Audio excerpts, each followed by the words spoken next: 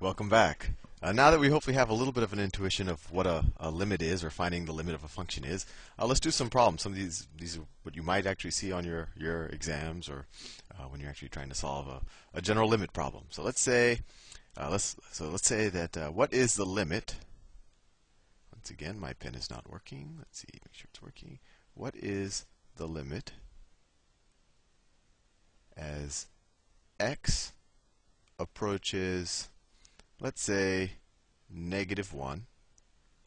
And let me see, what's a good, let's say my expression is, I put in parentheses so it's cleaner. Say it's 2x plus 2 over x plus 1. So the first thing I would always try to do is just say, well, what happens if I just stick x straight into this expression? What happens? Well, what's 2x plus 2 when x is equal to -1? It's 2 times -1, 2 times -1 plus 2 over -1 plus 1. Well, the numerator is -2 plus 2. That equals 0 over, and what's the denominator? -1 plus 1 over 0.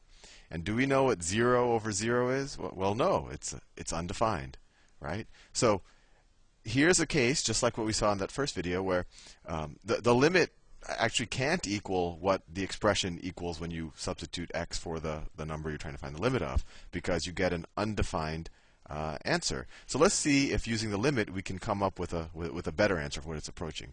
Well, since we're just starting with these limit problems, let me draw a graph, and I think this is going to give you the intuition for what we're doing, and it'll probably give you the answer. But then I'll show you how to solve this analytically.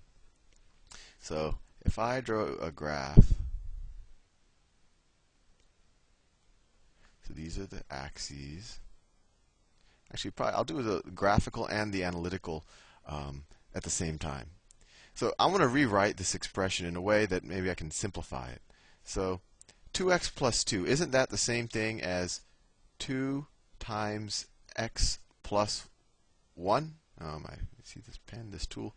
2 times x plus 1, right? 2x plus 2 is the same thing as 2 times x plus 1. And then all of that is over x plus 1. So as long as this expression and this expression don't equal 0, it actually turns out that this function, let's say that this is f of x, right? This function.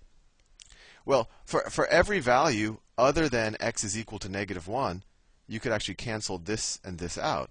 And so really we see that f of x is equal to, I need to find a better tool, f of x is equal to 2 when x does not equal -1. And we saw when x is equal to -1, it's undefined. So undefined when x equals -1. So how would we graph that? We showed that f of x is equal to 2 when x does not equal -1, and f of x is undefined when x equals -1. And once again, all I did is kind of rewrite this exact same function, right? I showed that I could simplify and I could divide the numerator and denominator by x plus 1 as long as x does not equal -1. And then otherwise, it's undefined. So let me graph this. I'm going to get a different color. Maybe I'll go with red. There we go. So this is 2. So we see that x is, and let me say this is -1. So for every other value other than -1, the value of this of f of x is equal to 2. This is just, this is 1, this is 2, this is 3. I don't know why my pen stops. This is 3, so on. At -1, the graph is undefined, so there's a hole there, and then we keep going to the left-hand side.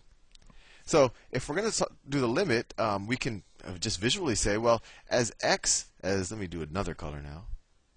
As x comes from the left-hand side, as x goes from this side, what does f of x equal? Well, f of x is 2, 2, 2, 2, 2. F of x is equal to 2 until we get to exactly -1, right?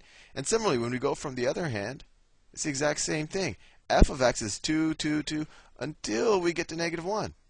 So you'll see, I mean, and actually you see it visually here, that the limit of x, the limit as x approaches -1 of 2x plus 2 over x plus 1, it equals 2.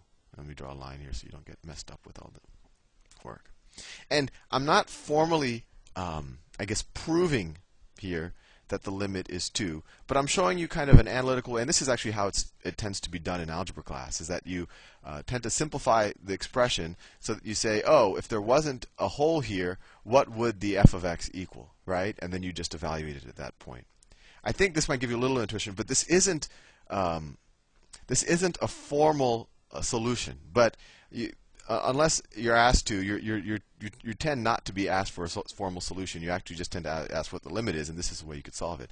And actually, another way that I often used to check my answers when I used to do it is, I mean, you could take a calculator and try in, what happens when, what is f of minus 1.001, right? And you could also try what is f of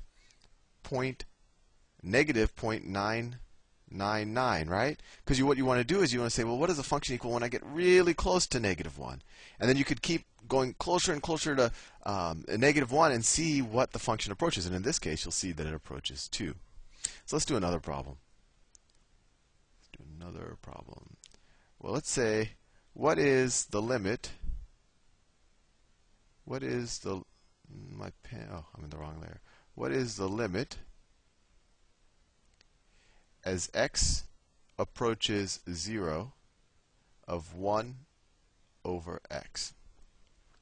I think here it might be useful to draw this graph, because it'll give you a visual reason, a visual representation. Actually, let's do it both ways.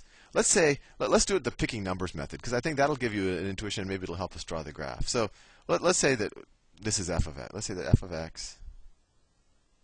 x, you can tell my presentations are very unplanned, f of x is equal to 1 over x. And we want to find the limit as x approaches 0. So what is f of, actually, let's make a table. F of x,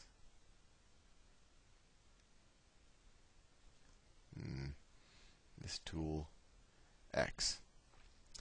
So clearly when x is equal to 0, we don't know. It's undefined. It's 1 over 0 is undefined, which is, so we get undefined. But what happens when x equals minus 0.01? Well, when it's minus 0.01, 1 over minus 0.01, that is equal to negative 100, right? What happens when x is equal to minus 0.001, right? So we're getting closer and closer to 0 from the negative direction. Well, here it equals, let me make sure my pen is working, the color right. Something's wrong with my tool. My computer is breaking down. Let me see what's going on.